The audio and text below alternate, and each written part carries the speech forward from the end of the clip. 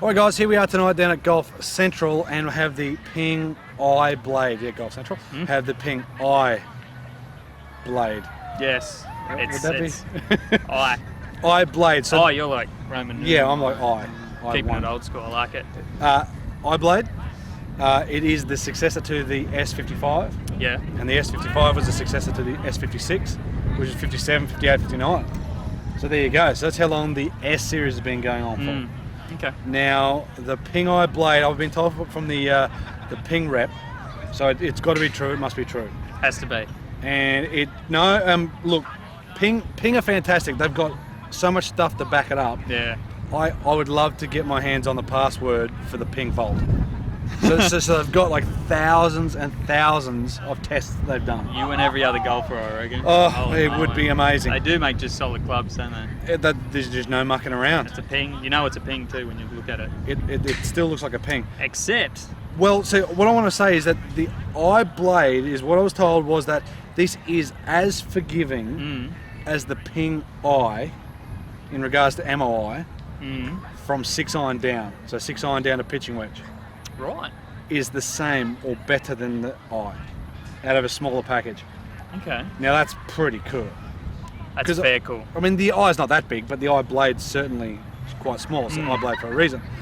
Basically, made of stainless steel. I think it's 431 stainless steel. Yeah. It is cast. Now, just because it's cast doesn't mean that it's not soft. That's right. So I'm pretty sure on the Rockwell hardness scale, this is softer than Mizuno forging. Must be the satin finish. It must be. Must be the varnish on it. I know varnishes, don't you? There's something. Did you say varnish? Projecting. Yeah. So basically, it's still very, very soft. So compared to a forge, Rockwell hardness scale, it's softer. Okay. So just because cast doesn't mean cast equals hard. Yeah. Or firm or whatever you want to say. Plenty of tungsten in there as well. I think it's 70% more dense or something like that over the previous tungsten that they've used. Okay. Adding more weight, lower CGs, more perimeter weighting. So because you've got the hosel here, you've already got a lot more weighting heel side. So you start putting tungsten in the toe, or more weighting in the toe, that equals more perimeter weighting. God, I'm glad you're here, I'll tell you. More forgiveness. Biggest thing also, it's actually got a cavity in there. Yeah. So it's got a bit of urethane kind of covering that little slot. Yep.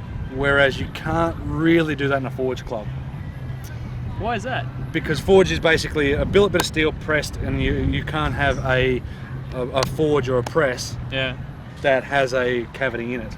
So you'd have to forge it, then cut it. Oh, okay. So you could do it, yeah, but you then need to cut it. And that's what Mizuno's done with the MP25 and stuff like that. And it's work? But they've got boron in there, so they made it stronger. Forging tends to be softer. Yep. So you can't make the faces thin, or else it caves in. Yeah, you don't want that. No, and that's where Ping, using their cast, they've always done a great job. Yep. So the ball should come off a bit faster of a cast club. Cool. Enough talk, more hitting. X100 shaft. Let's have a bit of a hit. Let's check out some of the numbers. Lettuce. Leaf. Iceberg. All right, guys, so we're back. So Scott's hit a handful of shots with the Ping iBLADE. And the reason why he's hitting it and not me is because we've already got some numbers with your previous clubs. Yeah, and I'm special too. And we're gonna check out that video as well. So it's the Ping iBLADE versus a real blade, or real blades. So it'd be very interesting. But what is real? What is reality? Yeah, I don't know. David Blaine seems to know what reality is. I like David Blaine just quietly. All right, so let's go back to Ping. So Ping iBLADE. Feel? Good. When I hit a real nice one, it feels really good.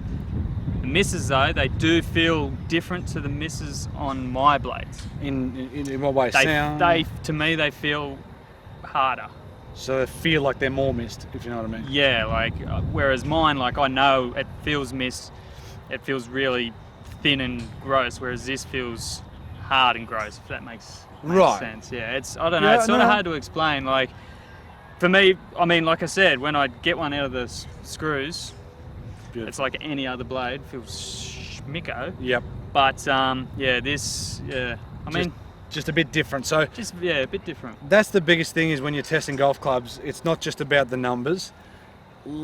Those numbers are like 161 carry with a 7-iron, spinning it, low sixes, launching 17. Yeah.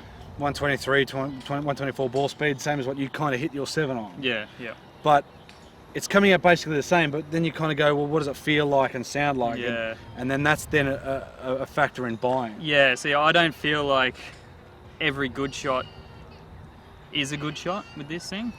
So you're a bit unsure. Yeah, yeah. Like, so you don't have the feedback. That's just me. It's like when I hit your M1 driver. Yep. I can't, for whatever reason, I just can't tell where it's coming off the face because it's, as you know, like it's a very hard, it's hard a firmer feeling. Yeah. So like even on our vlogs and stuff, I'll say I'd get out of the bottom, and you'll be like, no, that's pure. And I'm just like, well, anything else I can generally get right. So yeah. I mean, like I said, when you get one, it feels great, but it's a smart looking club. Obviously, what do they call that thing? Oh, they just got a little notch there. So, so these can be bent as well, but Ping like to bend these lie angle wise. They belt them with a hammer. They really do, and they have the most precise lie angle. So if you ordered Blue Dot, which is what this is, which is 3/4 degree upright, we know you're flat and so am I. Yeah. So they're not perfect fit for us. And I mean, that could have been... That could be one part of the numbers as well. But also they have it in a machine that you basically belt it, you get your lie angle. It won't allow it out unless it's, I think the tolerance is like 0.25 of a degree. So a 1/4 of a degree, they won't let it out unless it's inside that to 0. That's a pretty precise hammer. Well, it's hammer and then it gets released. But yeah, so it's basically that. Ping and probably Mizuno are the two best at what they do. Yeah, so, I mean, it's a really nice schmicko looking club. The only thing I don't like about it is iBLADE. For whatever reason, that name just grinds on me a bit. Steve Jobs? No, just because everything else is I this, I that. Yeah, you see so many other products that are I something, I'm like, just like Richo said, why don't we make the U phone? Yeah. the us phone. What about everyone else phone? Yeah, that's true. No, shared consciousness phone. Oh, no, fair call, mate. Fair call. But again, that's just me. I can see how people would like that because it's. I think that's the market, isn't it? Like they're trying to appeal to the tech-savvy young people. Because Ping is an old brand, isn't it? Ping's an older brand, but there's plenty of technology in that, and I think that's where they're going with it. Yeah. Absolutely. No, Ping iBLADE, guys, very, very, very good iron.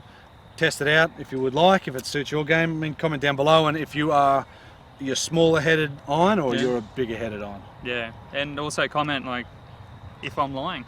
Does it feel great to you? Exactly right. It's an interesting concept, like how different people will have different feelings towards clubs. Like someone will probably say, hopefully will say in the comments, oh, I tried the FlyZ Pros and they felt like crap, and I tried the iBLADEs or any other brand and they were like, yeah, this is definitely the one for me. So that's why you need to test them out, because you're different to me and I'm different to you. Yeah. Luckily. Strawberry blonde. Luckily for some. But yeah, guys, check out the Ping iBLADE, go get fit and definitely have a hit. So feel free to comment, guys. We'll see you next time, and we'll see you later.